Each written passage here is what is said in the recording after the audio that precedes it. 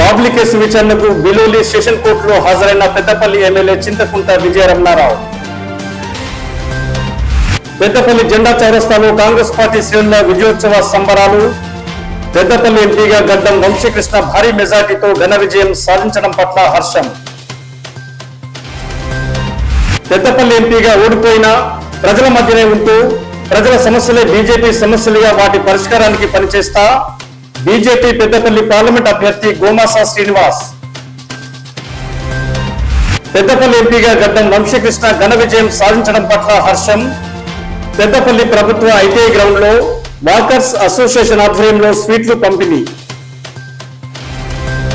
పేరపల్లి IKP ధాన్యం కొనుగోలు కేంద్రంలో జరుగుతున్న మోసాలపై డిఆర్డీఏ పీడీకి మహిళా రైతు పద్మ ఫిర్యాదు. ఐకేపీ అధికారులు సిబ్బంది రైస్ మిల్లర్లతో కుమ్మక్కై క్వింటాల్కు 20 రూపాయలు దోపిడీ చేస్తున్నారని ఆరోపణ.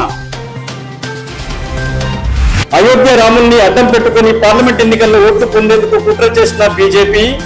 ప్రభుత్వ విప్ అడ్లూరి లక్ష్మణ్ కుమార్. పెద్దపల్లి జిల్లా కేంద్రంలో పవన్ కళ్యాణ్ అభిమానుల విజయోత్సవ సంబరాలు. అప్పన్నపేట జడ్పీహెచ్ఎస్ పాఠశాలలోని గోదాం నుండి పాఠ్య పుస్తకాలు వర్క్ బుక్స్ లను పలు మండలాల్లోని ఎంఆర్సీలకు ఎస్టీ బుక్స్ జిల్లా ఇన్ఛార్జి సతీష్ కుమార్ ఆధ్వర్యంలో ట్రాలీల ద్వారా తరలింపు.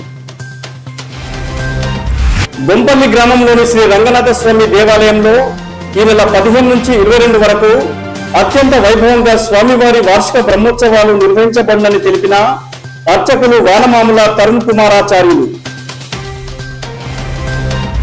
అప్పన్నపేట నుండి బొంపల్లి గ్రామానికి వెళ్లే మార్గంలో గల చెరువు మత్తడితో నిర్మించబడిన బ్రిడ్జి పక్కన రక్షణ చర్యలు చేపట్టాలని ఆర్ఎండ్బి అధికారులను కోరిన పలువురు గ్రామస్తులు.